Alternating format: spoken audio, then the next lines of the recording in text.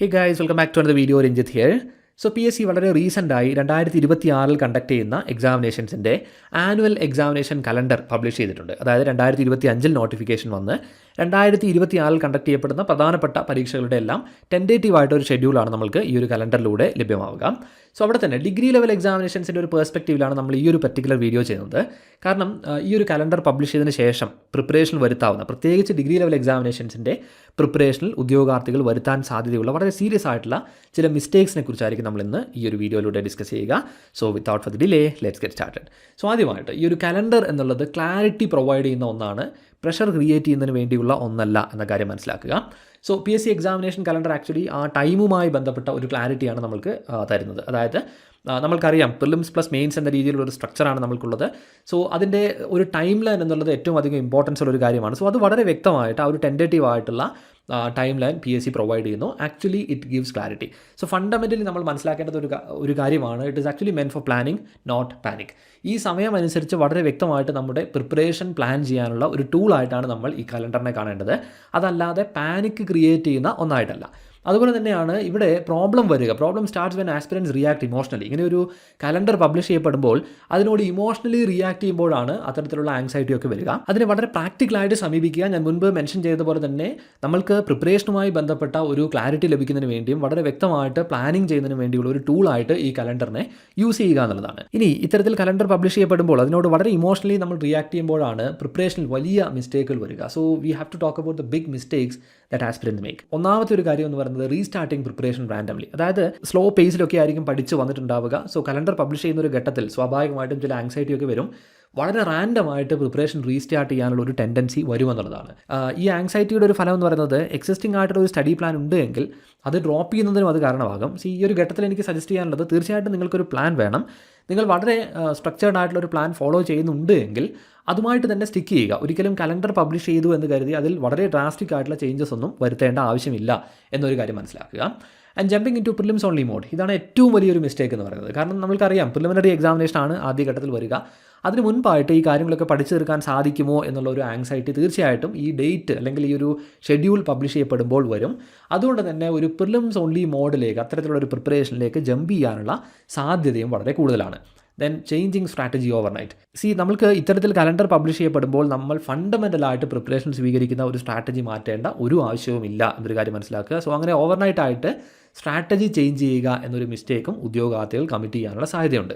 ഈ മിസ്റ്റേക്സ് വരുന്നത് വളരെ സ്വാഭാവികമായിട്ടുള്ള ചില ഫിയേഴ്സ് കൊണ്ടാണ്. So why this mistake happens അതുകൂടി നമ്മൾക്ക് ഫണ്ടമെൻ്റലായിട്ട് മനസ്സിലാക്കേണ്ടതുണ്ട്.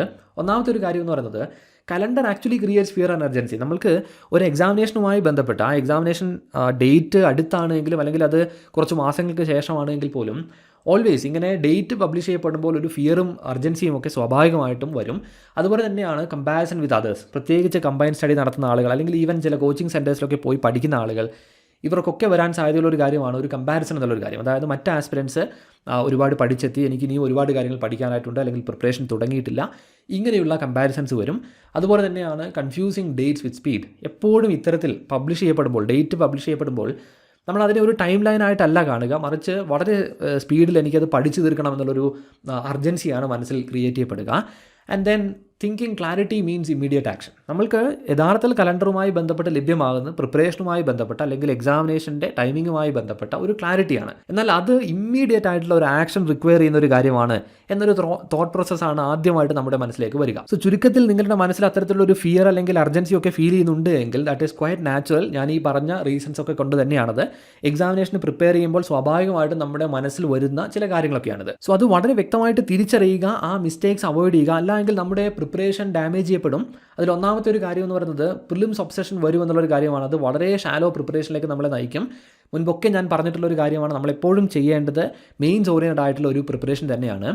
ഈ മെയിൻസ് ഓറിയൻറ്റഡ് ആയിട്ടുള്ള പ്രിപ്പറേഷൻ ഒരിക്കലും ഇഗ്നോർ ചെയ്യപ്പെടരുത്. നമ്മൾക്കറിയാം ഈ ഒരു കലണ്ടർ പബ്ലിഷ് ചെയ്തതിന് ശേഷം നിങ്ങൾ വളരെ വ്യക്തമായിട്ട് നോക്കുക, ഒരു ഡിഗ്രി ലെവൽ എക്സാമിനേഷൻ സംബന്ധിച്ചിടത്തോളം ഇനി പ്രിപ്പറേഷൻ സ്റ്റാർട്ട് ചെയ്യുന്നവർക്ക് പോലും ധാരാളം സമയം അവൈലബിൾ ആണ്. വളരെ കംഫർട്ടബിൾ ആയിട്ട് നിങ്ങൾക്കിത് പഠിച്ചു തീർക്കാനായിട്ട് സാധിക്കും. അതല്ല എങ്കിൽ നമ്മൾ ഈ പറഞ്ഞ പ്രിലിംസ് ഒബ്സഷനിലേക്ക് പോയാൽ തീർച്ചയായിട്ടും അത് നിങ്ങളുടെ പ്രിപ്പറേഷനെ ഡാമേജ് ചെയ്യും.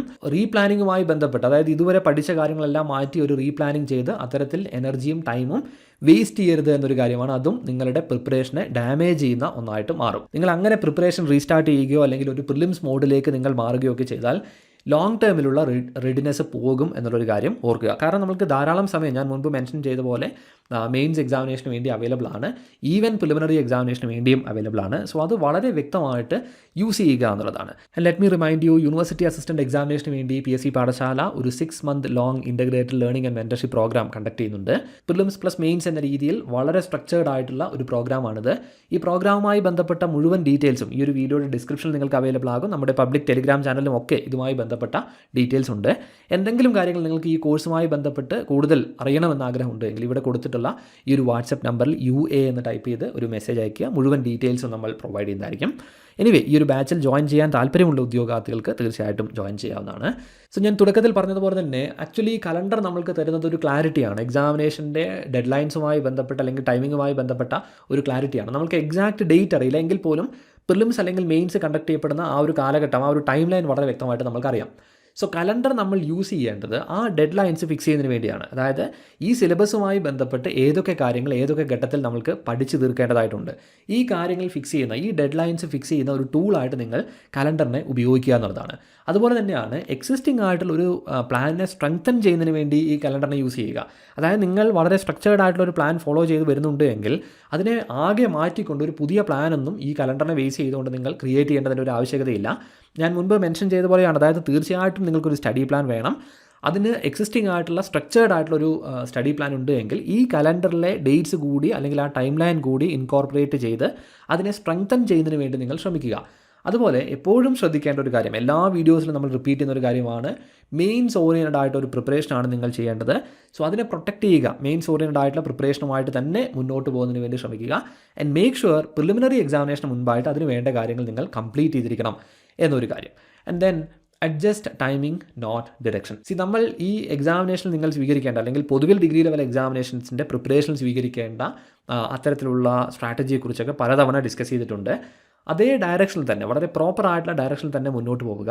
ടൈമിംഗ് മാത്രമാണ് നിങ്ങൾ അഡ്ജസ്റ്റ് ചെയ്യേണ്ടത്. അതായത് നമ്മൾക്കിപ്പോൾ കൂടുതൽ വ്യക്തത എക്സാമിനേഷൻ്റെ ടൈമിങ്ങുമായി ബന്ധപ്പെട്ടുണ്ട്. സോ ഇതാണ് യഥാർത്ഥത്തിൽ കലണ്ടറുമായി ബന്ധപ്പെട്ട ഒരു റൈറ്റ് റെസ്പോൺസ് എന്നുള്ളത്. അതല്ലാതെ ഫിയർ ജനറേറ്റ് ചെയ്യുന്നതിന് വേണ്ടി അല്ലെങ്കിൽ പാനിക് ആകുന്നതിന് വേണ്ടിയുള്ള ഒരു കാര്യമായിട്ട് ഒരിക്കലും കലണ്ടറിനെ കാണാതിരിക്കുക. And make sure to join us on Telegram. PSC Pathashala public Telegram ചാനലിൽ ജോയിൻ ചെയ്യുക. നമ്മൾ ഏറ്റവും ഇമ്പോർട്ടൻസ് ഉള്ള ചില അപ്ഡേറ്റുകളും അതോടൊപ്പം തന്നെ എസെൻഷ്യൽ ആയിട്ടുള്ള മെറ്റീരിയൽസും ഒക്കെ ആയിരിക്കും അവിടെ അപ്ഡേറ്റ് ചെയ്യുക. കൂടാതെ ഈ പ്രിപ്പറേഷനുമായി ബന്ധപ്പെട്ട്, പ്രത്യേകിച്ച് ഡിഗ്രി ലെവൽ എക്സാമിനേഷൻസിൻ്റെ പ്രിപ്പറേഷനുമായി ബന്ധപ്പെട്ട് ആദ്യം ഫിനിഷ് ചെയ്യേണ്ട, ഫസ്റ്റ് ഫേസിൽ ഫിനിഷ് ചെയ്യേണ്ട ടോപ്പിക്കുകളുടെ ഒരു PDF നമ്മൾ അവിടെ ഇൻക്ലൂഡ് ചെയ്തിട്ടുണ്ട്. സോ ഡിഗ്രി ലെവലിന് പ്രിപ്പറേഷൻ ചെയ്യുന്ന ആളുകൾ തീർച്ചയായിട്ടും അതുകൂടി ഒന്ന് ചെക്ക് ചെയ്യുന്നതിന് വേണ്ടി ശ്രമിക്കുക. സോ ഞാൻ ഈ ഒരു വീഡിയോയുടെ തുടക്കത്തിൽ സൂചിപ്പിച്ചതുപോലെ തന്നെ ഈ ഡിഗ്രി ലെവൽ എക്സാമിനേഷനുമായി ബന്ധപ്പെട്ട് വളരെ സ്പെസിഫിക് ആയിട്ട് നമ്മളിങ്ങനെ ഒരു വീഡിയോ ചെയ്യാനുള്ളൊരു കാരണം, ഇത്തരത്തിലുള്ള മിസ്റ്റേക്കുകൾ ഏറ്റവും അധികം വരാൻ സാധ്യതയുള്ളത് ഡിഗ്രി ലെവൽ എക്സാംസിൻ്റെ പ്രിപ്പറേഷനിലാണ്. കാരണം സാമാന്യം വാസ്റ്റായിട്ടൊരു സിലബസ് നമ്മൾക്കുണ്ട്. പ്രിലിംസ് മെയിൻസ് എന്ന രീതിയിൽ നമുക്ക് ആ ഘട്ടങ്ങളുണ്ട്. സോ അങ്ങനെയുള്ള പ്രഷർ അല്ലെങ്കിൽ പാനിക് ഒക്കെ ഉദ്യോഗാർത്ഥികൾക്ക് ഈ കലണ്ടർ പബ്ലിഷ് ചെയ്തതിന് ശേഷം വരാം. സോ ആ പ്രഷറിൽ ഇത്തരത്തിലുള്ള മിസ്റ്റേക്കുകൾ ഒരിക്കലും ചെയ്യാനായിട്ട് പാടില്ല. വളരെ കാം കൂളായിരുന്നുകൊണ്ട് പ്രിപ്പറേഷൻ ചെയ്യുക. നിങ്ങളുടെ എക്സിസ്റ്റിംഗ് ആയിട്ടുള്ള ആ ഒരു പ്ലാനിനെ സ്ട്രെങ്തൻ ചെയ്യുന്നതിന് വേണ്ടി ശ്രമിക്കുക എന്നുള്ളതാണ്. തീർച്ചയായിട്ടും നിങ്ങളുടെ ഒപ്പീനിയൻസ് ഒക്കെ കോമെന്റ് സെക്ഷനിൽ ഷെയർ ചെയ്യുക. And if you first time here, then make sure to subscribe. So thank you so much guys for watching this particular video, and I hope to see you in the next one.